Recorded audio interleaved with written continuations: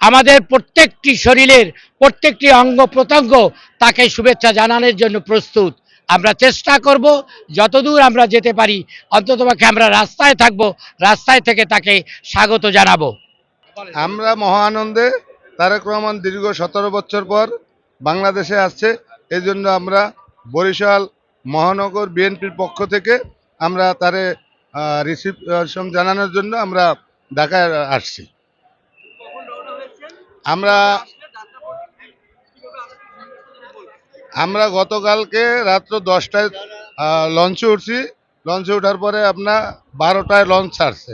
সারা রাত্র আমরা লঞ্চে কেউ ঘুমাই নাই এবং আমরা অক্লান্ত পরিশ্রমের পরে আমরা ঢাকায় এসে পড়ছি। আপনাদের লঞ্চে কোনো জায়গা ছিল না, এত পরিমাণ লোক আসছে।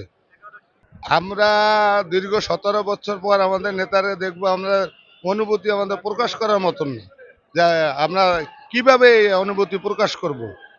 জিয়ার আদর্শে প্রতিষ্ঠিত বাংলাদেশ জাতীয়তাবাদী দল বিএনপি এদেশের আপামর সর্বশ্রেণীর মানুষের কাছে গ্রহণযোগ্য একটা দল। জিয়া যে আদর্শ রেখে গেছে সেই আদর্শ খালেদা জিয়া পালন করেছে, এদেশের মানুষ তাদেরকে সাথে নিয়ে পালন করেছে। এখনকার প্রজন্মের নেতা জনাব তারেক জিয়াকে সামনে রেখে এদেশের মানুষ আগামী বাংলাদেশ গড়তে চায়। আশা করি আল্লাহ আমাদের সহযোগিতা করবে, আমার নেতাকে দীর্ঘায়ু করুক, আমার নেতাকে এদেশ গড়ার তৌফিক আল্লাহ দান করুক, আমিন। আমরা এই দিনটির জন্য গত 1 বছর যাবৎ অপেক্ষা করতেছি। সেই লগ্ন আমাদের কাছে।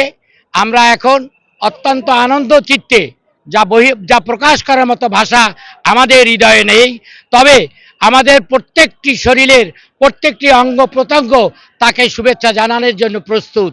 আমরা চেষ্টা করব যতদূর আমরা যেতে পারি, অন্ততপক্ষে আমরা রাস্তায় থাকব, রাস্তায় থেকে তাকে স্বাগত জানাবো।